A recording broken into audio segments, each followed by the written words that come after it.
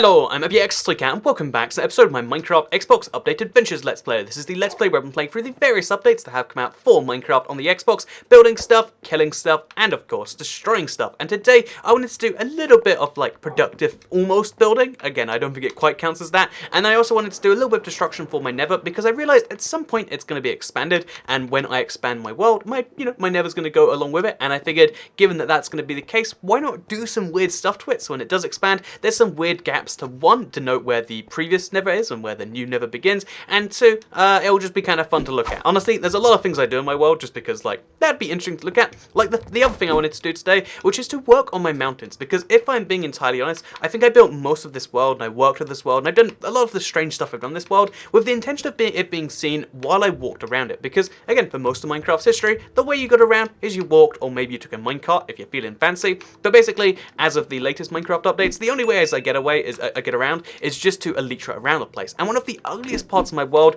is this mountain right here. It's just snow covered. I really hate it. To me, this is the worst looking thing in my entire world. And although I can't fix this too easily without like doing a lot of effort, I figured let's at least make it more distinctive. So when I fly over it, because again, I tend to do that a lot, it will look a little bit better. So rather than being like, slightly patchy snow, because again, it doesn't fall on flowers or a few other things, I figured rather than like trying to get rid of it, I'd try and make it look like it's some form of art piece or something, or like at least make it look extra bad so it's distinctive. Again, I think looking really good and looking really bad are equally kind of important. And that sounds ridiculous. Like, no, you're making that up because you're a crazy person. That's what I think you could fairly say after that sort of thing. But I think it's actually a true point. One of the weirdest lessons I learned from one of the weirdest people in my life actually was that like the opposite of love. You might think, what is the opposite of love? People would be like, oh, it's hatred. Like, yeah, the opposite of good is bad or whatever. But I think the opposite of like liking something is not caring about it at all. That's the true opposite, because hating something is kind of its own little type of affection. So anyway, yeah, now we're in the space. You might be like, what are we doing today then?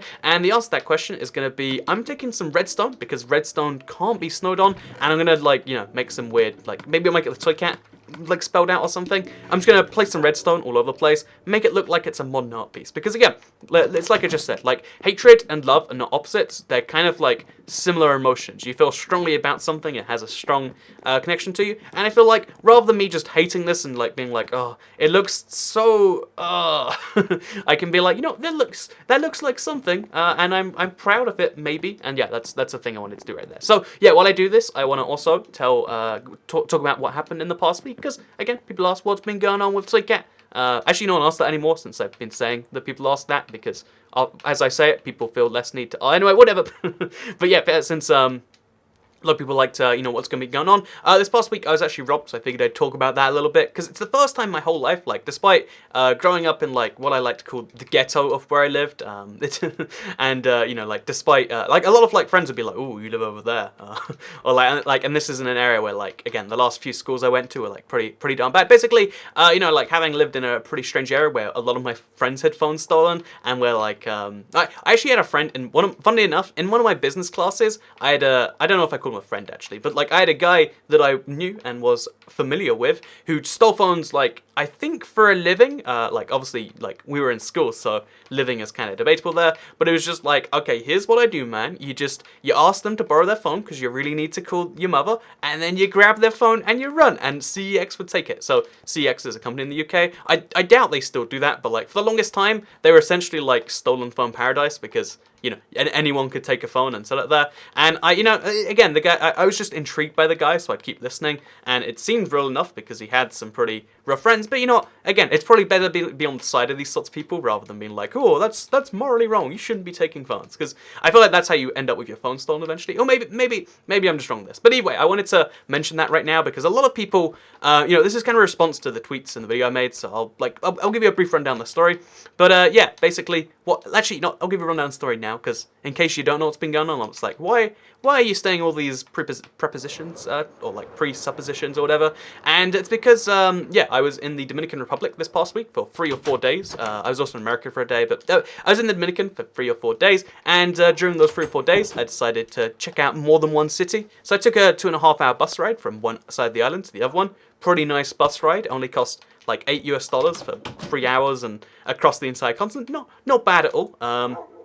And as part of that journey, I guess we'll have to walk up, weren't we? And as part of that journey, you know, like I had to walk from the bus station at the end to, you know, like a place where I could get to my hotel. And I figured, given that the bus station was a really safe area for the city, again, the capital, really big city, biggest on the island, and given that the place I was going was safe and that could get me to my hotel, I was like, oh, it's a 10-minute walk, you know, I'll do that, rather than trying to work out, like, public transport in the area, because, again, buses in a lot of countries aren't safe themselves. I was like, you know, I'll just walk 10 minutes, it'll be fine. And even though I had an offer from a guy to, like, who'll take me on his bike, like, Zona Colonial, $1 or something, I was like, you know, that's $1, but, you know, I'll walk this. I'll save that dollar myself. And little did I know that deciding to save, you know, walk 10 minutes instead of spend $1 was actually a way to spend a lot more than $1, because 5 minutes into this, again, from safe place to safe place, everything suddenly, like, literally all of a sudden gets super, like, sketchy. Like, everyone's gone. It's like an underpass under a bridge, because that's the directions Google Maps gave me. So, really, we can blame Google Maps for this one.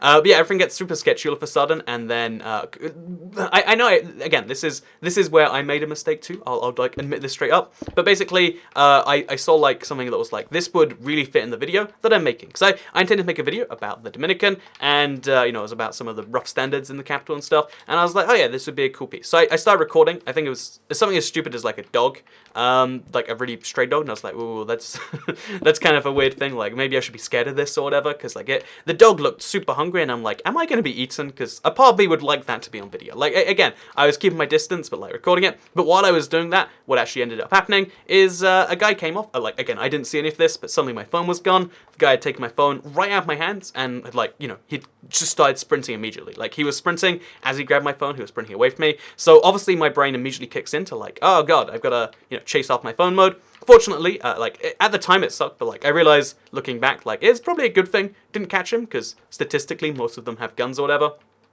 Or at least like 45% or something like that. So I was like, okay, didn't catch the guy, got on his bike, he rode off, and the phone was gone forever. And the roughest bit of the experience is the fact that the police, you know, when they hear this, I'm like, oh yeah, here's the phone. I can literally show you on a map where the phone is, etc. Like, how about we go there and we work with this? They're like, so it's actually too dangerous over there? Like, we went for a whole lot of bureaucracy, and then they just said, actually, yeah, this is not a good idea for us to go there. And it's like, okay then, so that's just how this is. And I wanted to talk about this because it's interesting, I think. Like, again, whether it's a good or a bad thing, I think it's universally a bad thing to be robbed, right? It's at least interesting that it's happened, you know? So that's kind of a thing by itself. And then also I'm running out of space to write Toycat. I wish I'd started a little bit closer to the edge. I guess we'll just have Toik, and then we'll have to do the AT, like, in a really, you know, let's just have Toy C. Toy C, there we go, we've done it. We could have, like, yeah, I don't need any of this. This is fine. So I've done it. See, this is what I mean by, like, this is distinctive. I have made something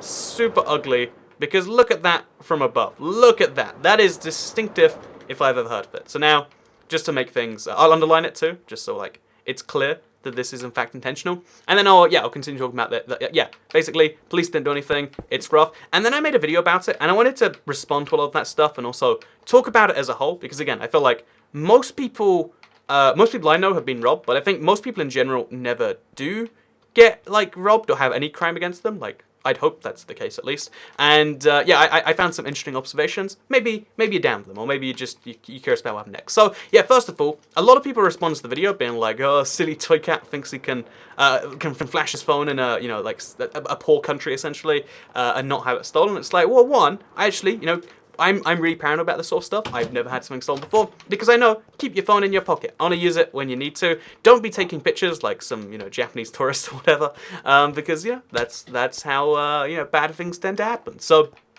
I actually am very aware of how to do this sort of stuff. It was just like, oh yeah, all right, I need to record this right now. And it was just a very inconvenient, you know, I guess, you know, inconvenient, or unfortunate, that's the word. It was a very unfortunate inconvenience that there happened to be someone willing to commit a crime going past, because yeah, and that's something I wanted to get out of the way. And the other thing was, like, I saw a lot of people being like, silly white people think they can go to, like, insert country here without you know, like, and not be robbed. And it's like, what? You know, because they're, like, showing off their wealth. And it's like, one, unlike most people, I know the basic pro tips of not being robbed is, like, blend in as much as you humanly can and don't look wealthy, because most crimes are crimes of opportunity. They're not, people aren't committing crimes against you because they think, also, I think we gotta go this way to get to the closest edge. I'm not sure. But most people commit crimes against you not because they've planned it out and they're like, okay, we're going to chase this guy around, profile targets or whatever, then this, then that. What most people do is they're like, I see something with valuable stuff. I would like valuable stuff because I do not have money for whatever reason. Like in developed countries, it's usually because they're drugs or like even just, poor in general. And in developing countries, it's because, like there aren't many job opportunities, whatever, like basically it happens, it's a thing. But they're crimes of opportunity. People aren't like planning this sort of stuff out. So, generally speaking, or it's gang crime against gang crimes. They're like the two biggest types. So you avoid both types by just being less of a target than the next person. However, again, key thing is like in some countries, just being white is enough to be rich. I will give that to you. But it's also really dismissive to just say like, oh, silly white people doing this sort of thing. Like to make a generalization about a whole race, doing something wrong is like, ooh, that's something's a little bit not quite right about that. So yeah, by the way, the weird thing when it's in the Nether is like remove an entire line, or at least have like a weird stretcher. So when because what they do is they remove the bedrock wall and they kind of expand the Nether up. So I want to make this look super weird when that does happen. So yeah, basically, I thought that was kind of a weird response a lot of people had. And also, the other response is like, oh yeah, well, I mean, at least this or that. And it's like, I don't know. It's just really interesting because one of the things I didn't realize again until this happened is like having something like this happen against you. I always assumed the only effect of being robbed was that you didn't have stuff anymore. Like, wouldn't it suck if you lost your laptop? Because then you wouldn't have a laptop anymore. Like that's, and I know that again, maybe that is what it is for most people. But like for me, that's not even like the big part of it. Like again, I technically have phone insurance. They're trying their hardest not to pay on it, but it looks like it'll eventually go my way. It's just going to take me weeks without having a phone because again, insurance is garbage. Or at least most insurance companies are garbage, I should say. But basically, so yeah, it's not like even though I lost something, although I'm going to have to pay 100 something. So basically, it cost me $150 plus weeks of inconvenience plus all of this sort of thing. But the real loss of it all, like the real bad thing, is how bad something like that shakes you. Having a crime committed against you, because society, like the core concept of like, again, a society is like, oh yeah, we have, or like a city or something like a settlement of people is like, oh yeah, you're relatively safe. You're not gonna, there are things that people won't do against people because we all agree they're wrong and because we all agree that people will be punished when this stuff happens. However, again, when you have a crime committed against you and you realize how fast, easy it is and like how almost impossible it will be to track, and then eventually when you realize that it is trackable but the police aren't willing to do something, that's like a super like depressing moment, I would say. Like, oh yeah, the moment when you realize that like, oh yeah, the police aren't really too bothered about like, just this sort of thing, and that like they're mostly there as preventative. Oh jeez. It's like airport security, when you first realize it doesn't actually help you, it's just there to make you feel safer in the airport or whatever, or to make terrorists feel less likely to do something sort of thing. It's like a really weird moment of like, oh, is that really how that is? And you're like, oh yeah, I guess it sort of is. So yeah, it's sort of the same thing with the police, where you realize that like I don't know what they do all day. Maybe they do solve real like things or whatever. But it's at the very, oh, is this lava meant to be here? At the very least, it seems like they mostly don't care about pets. Because this is a thing that happens in every country. You'd figure like, oh yeah, not going after a phone. Because in my case, they said it was too dangerous to go after it. Like, the area my phone was in was too dangerous. But it's happened so much in the UK. Like, I've heard stories of this, and I don't know how much of stock I'd put in them. But now I really believe that, like, oh yeah, sometimes the police just decide your stuff being stolen is just not a priority. Like, oh yeah, even though, there's like CCTV cameras all over London. Even when people go missing sometimes, they're like, is that really worth checking those sorts of things? And yeah, it just it makes you lose a little bit of faith in stuff, because here's the funny thing about like justice. So first of all, yeah, I felt as soon as like my phone was taken or whatever, I had to like run away from everyone. I could not trust a single physical human being for like quite some time, I would say, like a solid day or so. Like again, I like just recluded into, so okay, after all was sorted, no, actually before all was sorted, like a guy, like some 12-year-olds I think on the street, they were clearly offering me help in Spanish. Like they had really sincere looks on their faces, but I was just like, go away. I don't I don't trust this country. Like I don't trust anyone anymore. Maybe it was this country. I said that by accident, but maybe I mean it. But yeah, I was just like, go, just stop this. Like, yeah, I've seen what happens when you accept when you trust humans or whatever. And yeah, so it's like a super blow on that sort of front. Like I'd say that's the real loss. That like now, the amount of like time and whatever I lose to not trusting people, the amount of like hassle that's gonna cause me, that's like way more significant. Like I guess I don't want to say the trauma of the event, because trauma implies something way more significant. But just like knowing that something like that can happen makes it like way creepier in the future. Like so that's a bad thing by itself. And then also again the effect of the justice system, like realizing that like justice is really, you know, kind of like a buzzword more than anything else. Because okay, here's a funny story. So on the way back from all of that, it happened. You know, police didn't really care. They filled out some paperwork, which was nice, I guess.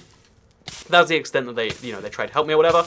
And yeah, as soon as I get home then, back to the UK, where again, usually thefts aren't reported, like, thefts aren't, you know, traced down, like, most stolen phones are never reunited with their owners, despite it being a relatively easy task to do. So I get back to the UK, and I'm like, okay, so, you know, I'm going to catch a train home from the airport. It's called the Heathrow Connect, if you're familiar with your Heathrow services. I haven't taken it in a very long time, and when I did, I booked tickets online. So I was like, how do I buy tickets to this train? Like, I spoke to a woman there, because I couldn't find a single place for it, and she's like, it's in 4 minutes, run, buy tickets on the train, or whatever. So I was like, okay, I'll buy some tickets on the train. Was not a single opportunity. Like, I searched the train. I'm being like, you know, most people would just, like, accept they're not paying for this train, right? And be like, oh, yeah, it's free. No one to sell me a ticket. No one to get on the train. That's what most people do. I got off at the wrong nether portal. I mean, I could spend some time here. It might be nice. No, let's go back in all the way to the other side. So yeah, most people when they realize this sort of thing, they'd be like, free train. But not me. I actually did look up and down, being like, let's keep trying to find someone, because you know if I do, then you know let's just do this then, shall we? And then what ends up happening is, because the UK has barriers at train stations, they're usually not operated all the time, just like a peak, you know. Oh jeez, I forgot you can't kill ghasts so easily with these swords. Most train stations are like guarded by barriers. I was like, I don't have a ticket for this barrier, so I'll just go behind someone else, because barriers open long enough for like 1.5 people, so you have to rush behind a guy. And most people don't mind when you rush behind them. Like most people, I've never seen anyone confront me about it. I've never confronted anyone about it. It's just an acceptable, like, this barrier's here and I don't care about it, you don't care about it. That's that sort of thing. But this time there was people watching the barriers. So again, fun enough, despite the police not caring about like a real thing being stolen from, you know, a person, like $1,000 phone in this case. A lot of, you know, high-end phones are worth close to 1,000. Sometimes like the iPhone's like $1,200, right? So we're talking about like crazy expensive stuff being stolen from a person, being given to another person. But there's something called the British Transport Police, which, one, is a ridiculous name. They don't have real police powers. If you ever come to the UK, you don't really have to trust them or, like, give them any stuff. But technically they are police, and they're hired by the train companies theoretically to stop, their real purpose is to stop, like, people committing terrorism on trains or whatever. But because they're paid by the train companies, one of the other things they do, like, supposedly as a side job, but like quite a bit, is they enforce train tickets or whatever. So you can probably guess where this story is going, right? Didn't have a train ticket, pushed out behind another guy, like got through there, and he's like, whoa, I saw that maneuver there, buddy. And I'm like, I didn't have a ticket because a guy didn't sell me one on the train. And he's like, well, if you'd have told me that on this side, then we could have done something about it. But because you've done on that side, you should be likely to pay a fine. So we're gonna, first of all, push you to the other side, because again, he realizes that if I wanted to, I could just run right now. Like he's abusing he's abusing my honesty in the moment of, like, you know, going, oh yeah, let's deal with this, to be like, oh, but let's remove your ability not to be honest in the future, so we can do whatever we want. So he's like, go back on the other side of these barriers, so you can't come back through. Locks me on that side, and we're gonna wait for someone to get you a ticket. And I'm like, I'm in a hurry to go somewhere, you know. And he's like, oh, you're really lucky I'm not charging you this amount. And it's like, okay. I mean, sure there, buddy. Like, I'm just trying to explain the situation here, and he's not believing anything. Like, I'm this evil train thief stealing because, by the way, it's a £6 train. Like, I stole them at this point, or stolen in big air quotes. You know, no one else had lost use of this train. It's worth keeping in mind. And then he's like, oh yeah, and we'll get a guy over here, and he'll sell you the ticket at like double the price or something. And it's like, okay then. And it's like, oh yeah, it's nice to know that the police are out there. Keeping that £6.60, making sure that goes for the, you know, again, it wasn't even a train company they were employed by, because, as I understand it, they're not even, basically, my point of all of this is I have 2 encounters of justice in the entire week, right? And the one that does work is the one that's, you know, looking out for literally £6.60. I'm not exaggerating when I say that, by the way. It was a £6.60 ticket. I got charged double that for it, so got screwed a little bit, like, only by a little bit. But the principle of, like, oh yeah, here for them, but like, I mean, real person needs help. Like, what do real people know about anything? It's like, okay, I see how this is. I get it. I don't like it, but I get it. And yeah, that's how this last week I lost faith in humanity. But more seriously, to like leave this on a more serious note than just like, oh yeah, I got stolen from, and that kind of sucks. I think honestly, like it did. I think you know, like sometimes it made me reevaluate like, oh yeah, security procedures, because not only in terms of like, oh yeah, in person, try not to. My elytra is so close to death. I keep looking at it, thinking like I can just keep flying, but I really can't at this point, can I? So you know, let's just go back to the real world. Let's just not deal with this anymore. Let's instead go show you my wonderful progress that I've been making under here. But yeah, basically, oh jeez, basically, yeah, it's super weird that happens. But I wanted to leave it on a more positive note because I have been thinking about kind of security stuff, and one of the things people say all the time is like, oh yeah, you've got to secure your stuff better. And usually, I have all of my, I shouldn't say this on a video, but I secure all my stuff just with two-factor. So you need my password, you need my username, which is technically a secret, but like it's easy enough to find. But you need to have like free details about me before you can get into any of my accounts. That's how I try to secure everything. Like, oh yeah, because most people don't know my name, don't know my password altogether. Like, generally speaking, and then also have my phone. But in this case, it was like, oh yeah, well when your phone's stolen, fortunately I can eventually get it back. But like, the fact that like just a key part of that, because now I can't log into a bunch of stuff until I get another phone, which again, my insurance is being especially bad about. Even though, you know, I have to pay them money to claim on this, but they're like, oh, even then, we want to be sure that you're not committing fraud or whatever. It's like, what part of this police report looks like it's fraud? Anyway, tiny rant there. But it makes you appreciate the, like, yeah, readjust your security procedures. And also, this is the part of it that I kind of want to mention as like a piece of travel advice. Whenever I go somewhere, I'll often read about the most common scam or crime or whatever in the area, just so like you're prepared about the most common thing, right? Because for instance, in certain cities, pickpocketing really is a thing. In some cities, they just tell you to watch out because then it stops pickpocketing. In certain cities, like, you know, most homeless people are not homeless people. There's a lot of big examples of this, for instance, right? And for a lot of these cities, I'd read something and be like, that seems just ridiculous. Like, like that never happens. That's someone that had a weird fantasy of a crime and is like sharing it as a real thing. Because crimes don't happen to most people, so you don't ever have your own data set of it happening. Like, I had like, one crime against me, and technically I've committed like 3 minor transport-related crimes in terms of no tickets or whatever. But yeah, basically, because of all of this stuff happening, because it made me realize that, like, basically, that you can't trust your own crime experience because it is a rare event. And honestly, I think that's the best way to think about it, is like a good thing too, because bad things happen. But if it happens once, like it's happened once in my life now, odds of it happening again really low. If you've never been robbed or murdered or anything super bad like that, then guess what? Probably never gonna happen to you. You can feel pretty good about yourself, or like you don't have to get like super nervous about it. But I would say like keep your stuff in separate places. So like for instance, if you're going anywhere that you think is even slightly dangerous, bring something easy that you can just give to someone who mugs you. Because again, I feel like having someone just take something, like a snatch crime, is easy because, like, oh, it's gone. Nothing I could have done really about it. But if someone mugged me and they're like, give me everything you have, you need to be able to, like, prove this is all I got.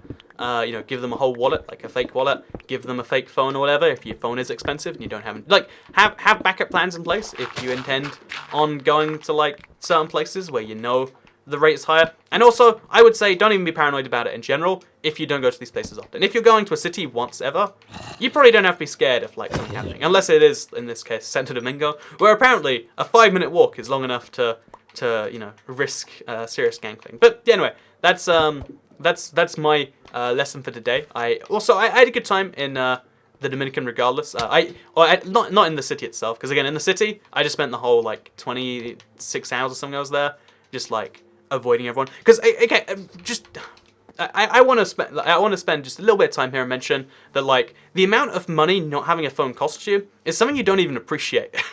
And like again, I basically been living the no phone life. Like, oh yeah, I sit there and I think thoughts to myself instead of having phones. So I'm like one of those elitist people that are like, oh, I think the phones just ruin all of our lives. I have to be like one of those people, but not by choice.